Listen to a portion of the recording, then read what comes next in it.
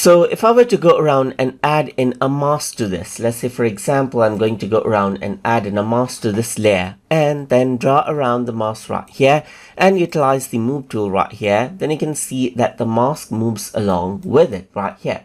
So if I were to go around and move this, you can see that the picture moves right here as well as the mask right here. But what you can also do is you can make sure that the mask is unlinked so that whenever I move the picture, the mask simply stays in the same place. In that case, you can go around and see this link right here, simply click on it right here and the mask is unlinked. So now if I were to go around and click and drag around the mask right here, you can see that I can select out the mask right here and click and drag around the mask right here, and you can see that the areas where I take around the mask only becomes transparent right here. Similarly, I can go around, select out the layer right here, and the mask stays there as it is right there, just like that, and it becomes transparent while the image moves around right here. So it is not linked to a certain portion of the image right there.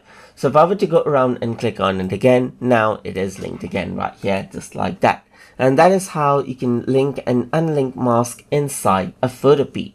So hope you guys learned something as always.